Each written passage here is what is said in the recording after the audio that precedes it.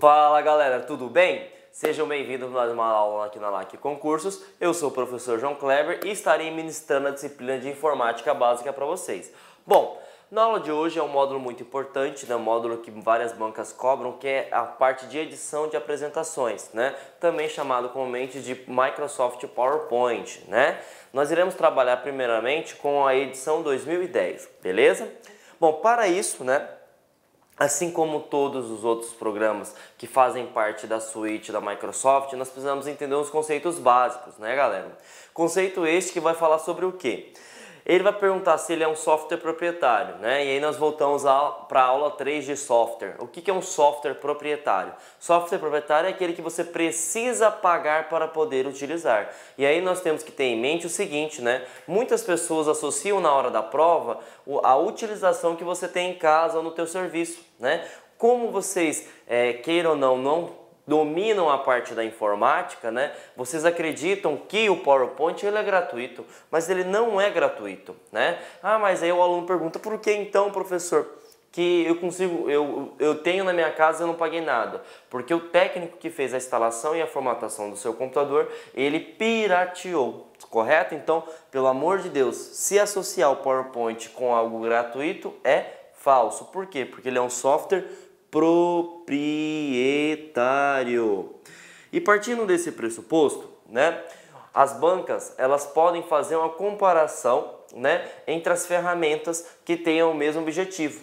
E nós sabemos que a ferramenta que tem o mesmo objetivo que o PowerPoint é o Impress, né? O Impress pertence, né, à suíte do LibreOffice, né? Até 2010, né, podem cobrar também BR Office, tá? Fiquem atentos com isso. A partir de 2011, né, a LibreOffice tomou as rédeas do negócio, né, e adquiriu essa nomenclatura de LibreOffice, beleza? O LibreOffice, ele é um SL, um software livre, tá bom? Então não há necessidade de você pagar, beleza? Então o uso do LibreOffice seria o quê? Gratuito. Já o uso do PowerPoint é comercial. Beleza? Essa é a primeira diferença que você precisa saber, beleza? Outra coisa que é muito importante, ele pode perguntar para você, gente, qual é a extensão padrão, né? E aí você soa estranho, né? Alguns alunos perguntam, professor, o que é extensão? Todo aplicativo ele gera um arquivo, certo? E esse arquivo tem uma extensão diferente. Então a extensão define que aplicativo é. Por exemplo, nós vimos na aula de Word, né, que ele gera uma extensão .docx, né? Nós vimos na aula de Excel que ele gera uma extensão XLSX, né? Então, cada extensão gera um aplicativo diferente. E o PowerPoint, ele vai gerar a extensão PPTX, tá? PPTX, beleza? Outra coisa que é muito importante que nós precisamos saber, eles podem fazer essa confusão na hora da prova, né? Bom, o PowerPoint 2010, o PowerPoint 2013, gente, e o PowerPoint 2016, né? Todas essas versões, né? Eles possuem a extensão PPTX, né? E aí na prova ele vai falar o seguinte: uma vez que você está utilizando a versão do PowerPoint 2010, como é uma versão atual, não é permitido abrir uma extensão .ppt, né? E aí a extensão .ppt, para quem não sabe, é a versão até 2003. Então, o PowerPoint 2003, ele gera uma extensão PPT, tá? E na sua prova vai falar o seguinte, que não é permitido abrir, né? Então, não é permitido abrir um PowerPoint antigo. Verdadeiro ou falso? Falso. Tá? Porque é permitido sim, inclusive você pode, com as versões mais atuais, né? A 2010, a 2013, a 2016, você pode salvar esse arquivo com a extensão antiga, tá? Então fiquem atentos. Se perguntar qual é a extensão padrão ou a extensão nativa, na qual você clicar para salvar como, é PPTX. Mas é possível, né, abrir uma versão antiga? Sim. É possível você conseguir salvar com uma versão antiga? Sim. Temos que ficar atento a esses pequenos detalhes. Outra coisa importante, né? Ele pode perguntar o seguinte: qual que é a extensão do concorrente? A extensão do concorrente é .odp, beleza? Então, ODP é a extensão do seu concorrente. Quem que é seu concorrente? O LibreOffice Impress, beleza? Então, temos aí as coisas básicas, né, que caem muito em concurso e que nós precisamos ficar atento, beleza? Partindo desse pressuposto, eu realizei um índice, né, para mostrar para vocês o que nós iremos falar na aula de hoje, tá bom? De modo que vocês se orientem, né? Isso aqui, na verdade, foi um resumo que eu fiz, né? Realizei uma busca, uma procura de todas as questões que caem dos anos de 2015, 2016, 2017 sobre PowerPoint, né? Então nós iremos saber as diferenças que existem entre extensões PPTX e PPSX, tá? Faltou um xizinho aqui, tá? Cliques do mouse, configuração de página, exportar arquivos para PDF, filtrar e classificar, formatação de fonte, formatação de parágrafo, limpar toda a formatação, localizar e substituir e utilizar marca-texto ou caneta, beleza? Então tudo isso nós iremos ver na aula de hoje, tá? Bom, assim como nós realizamos, né, a estrutura do Word, do Excel, nós realizamos também a estrutura do PowerPoint, tá? Se você entendeu, já domina a parte do Office, você vai entender também que o PowerPoint ele segue a mesma linha de raciocínio. Ele é dividido em guias e dividido em grupos, tá? O que seriam essas guias? Guias seriam os conjuntos maiores de opções, né? Para você entender melhor, imagine um órgão público, né? Vamos imaginar, por exemplo, o Tribunal de Justiça. O Tribunal de Justiça é o órgão maior, né? E dele temos as pequenas divisões, que vamos chamar de comarcas, né? Então, nós podemos ter várias comarcas. Essas comarcas nada mais é do que os grupos. Então, toda vez que você clicar numa guia, por exemplo, página inicial, vai aparecer uma opção para você. Quando você clicar em inserir, vai aparecer outras opções para vocês, beleza? Então, temos que saber sobre isso. Outra coisa que é bem interessante quando se trata de PowerPoint, ele pode cobrar na tua prova, como já ocorreu no Word, ele perguntar qual que é a fonte padrão. Eu sei que isso parece, poxa, mas não é noção de informática, né? Noção intermediária para avançada. Então nós temos que ficar preparados também. Nós vimos que, tanto no Word, né, ele utiliza a versão do Calibre, né? Quanto no PowerPoint também utiliza a nomenclatura da Calibre, beleza? Só que lá no Word o padrão é 11, né? Já aqui no PowerPoint, como nós estamos trabalhando com a apresentação e sabemos que a fonte tem que ser do tamanho de forma legível, né? Você precisa saber que nós temos um slide, né? O slide, para quem desconhece, é o menor componente. Então, uma apresentação é composta por slide, como se fosse uma página do Word, correto? E o slide, gente, ele é composto pelo slide padrão, que é o inicial, e depois nós vamos ter esse slide que seria o título e o subtítulo, tá? O título sempre vai ser tamanho 44, tá? O subtítulo, onde você vai incorporar o texto, né, sempre vai ser do tamanho 32. Então temos que ficar atentos com essa pegadinha aí, beleza? Se ele cobrar qual que é a fonte padrão, é Calibre. Se for para título, tamanho 44, se for para subtítulo, né, tamanho 32, beleza?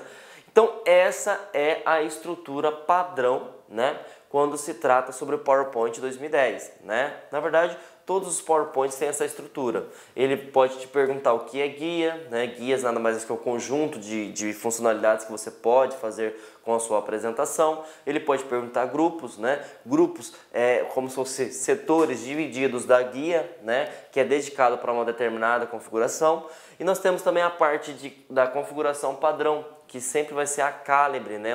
O tamanho e o tipo da fonte vai ser Calibre, tamanho 44 para título e subtítulo Calibre, tamanho 32. Beleza? Então, essas são as coisas que você precisa ficar atento quando se fala sobre PowerPoint.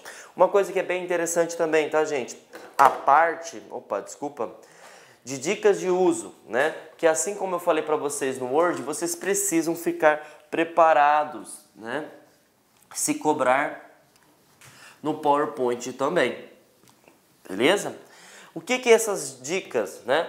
É a parte do mouse, né? O mouse, gente, nós temos dois botões, nós temos o botão da esquerda e o botão da direita.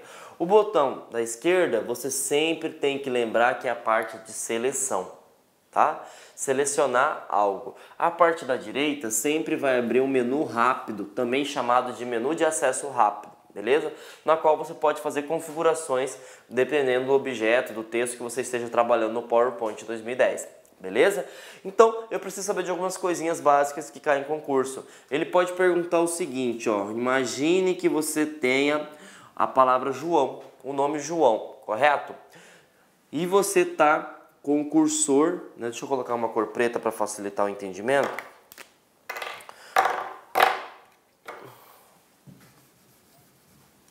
E você tem o cursor aqui, certo? Se você dá um duplo clique, tá?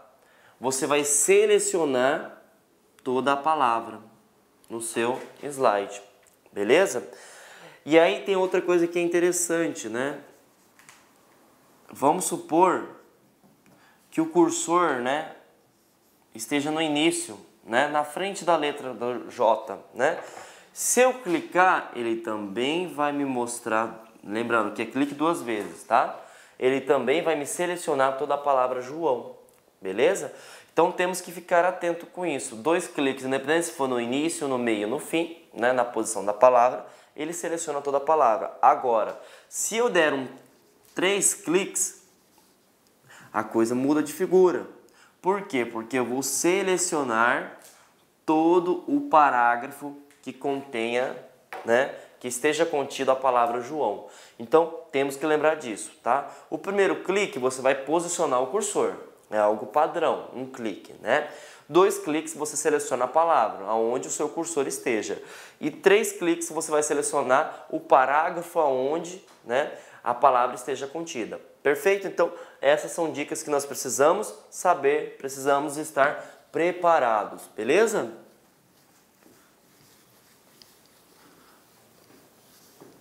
Agora vamos iniciar, né, e falar sobre uma guia que cai muito, muito mesmo, tá? Que é a guia arquivo, gente. Nós temos que ficar muito preparados, porque no PowerPoint, né, se você já é um concurseiro, né, você já realiza questões sobre PowerPoint, você percebe que as perguntas são mais leves, né? Não são tão aprofundadas se comparado ao Word e se comparado ao Excel. E ele pergunta muito a parte de arquivo e da estrutura, né? E aí eu desenvolvi uma metodologia que eu estou repassando para vocês, colocar palavras-chave, porque sabemos que existem várias guias, né, no PowerPoint. E essas nomenclaturas podem facilitar seu entendimento na hora da prova. Quando eu falar sobre a guia arquivo, você tem que referenciar automaticamente tudo que for sobre estrutura, gente. Tá? Tudo que se tratar sobre estrutura, você encontra na guia arquivo. Então, o que eu consigo encontrar na guia arquivo, professor? Bom, primeiramente, você tem que saber a diferença, né?